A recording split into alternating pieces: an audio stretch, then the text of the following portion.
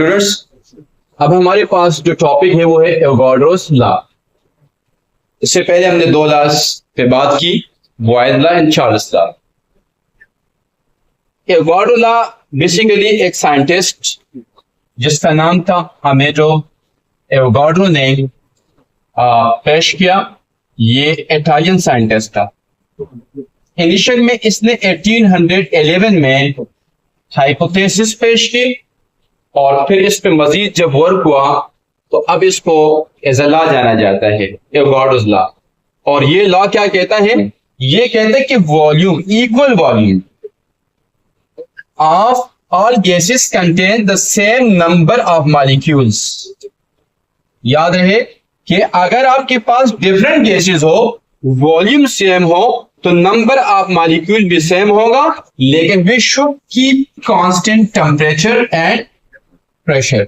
यानी टेम्परेचर और प्रेशर, जब दो गैसेस हम ले रहे हैं, मिसाल के तौर पर एक गैस मेरे पास ए है और एक मेरे पास बी है, इसका जितना वॉल्यूम मैं लूंगा उतना वॉल्यूम मैं इसका भी लूंगा। फॉर एग्जांपल, ये मेरे पास है 1 dm cube, so I will take this one also 1 dm cube.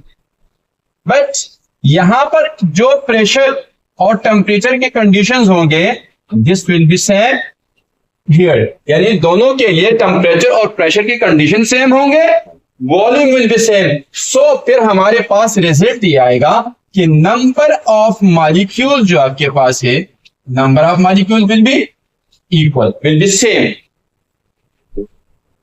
इस स्टेटमेंट को थोड़ा सा मजीद बेहतर बनाने के लिए किताब वाला लिखता है कि the volume of a gas is directly proportional to the number of moles.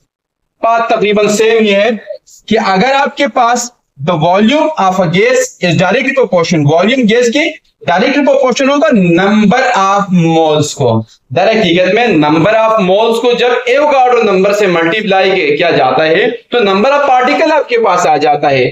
तो वॉल्यूम और नंबर ऑफ मोल के दरमियान जो रिलेशनशिप है वो दर हकीकत में क्या है? डायरेक्टली प्रोपोर्शन का है। यानी इसका मतलब ये हुआ कि अगर आपके पास नंबर ऑफ मोल्स बढ़ेंगे तो अल्टीमेटली वॉल्यूम भी बढ़ेगा, और अगर नंबर ऑफ मोल रिड्यूस होंगे तो अल्टीमेटली आपके पास वॉल्यूम भी रिड्यूस होगा। यानी आपके पास होगा ये कि ये नंबर ऑफ मोल्स है आपके पास, ये रिड्यूस हो रहे हैं, तो अल्टीमेटली आपके पास क्या हो जाएगा? वॉल्यूम ऑफ गैस भी आपके पास रिड्यूस होगा। और वाइस वर्सा, अगर इंक्रीज होंगे तो उस सूरत के अंदर ये दोनों इंक्रीज होंगे, यानी नंबर ऑफ मोल्स एन और वॉल्यूम ऑफ द गैस भी। याद रहे कि of the gas at the constant temperature should be kept constant, pressure should be kept constant। यानी दोनों पैरामीटर, दोनों वेरिएबल्स, टेम्परेचर और प्रेशर को हम कांस्टेंट रखेंगे, तब जाके हमारे पास इस तरह की सूरत हाल बनेगी।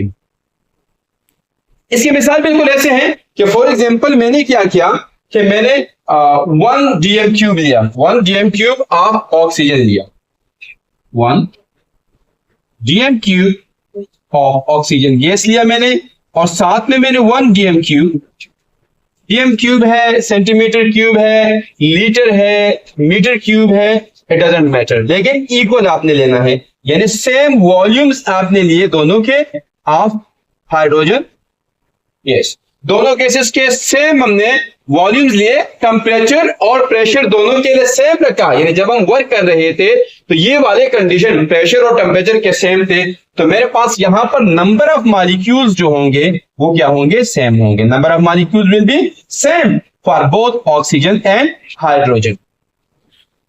मैं अगर मैथमेटिकली इसको थोड़ा इलाबोरेट करना चाहूं, so I can write volume of the gas V is proportional to number of moles, its constant temperature and pressure. So I can write V is equal to some constant, and a constant of proportionality, and 10.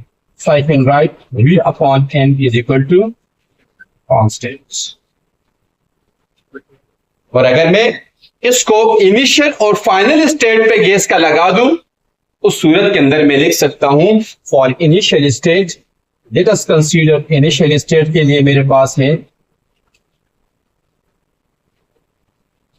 Volume is V1 and number of moles is N1, और final state मेरे पास जो बनता है वो मेरे पास let us consider V2 और N2 है. So this equation will be V1 upon N1 is equal to some constant, and in a similar way for the final state V2 upon N2 is equal to some constant value. So this constant value and this constant value will be same, so I can write V1 upon N1 is equal to V2 upon N2, and this is Avogadro's law. Students, अगर आपको हमारी video पसंद आती है तो like करें, अगर कोई सवाल है तो कमेंट्स में डाल दीजिएगा, और अगर अगली वीडियोस देखना चाहते हैं तो सब्सक्राइब करें. Thank you.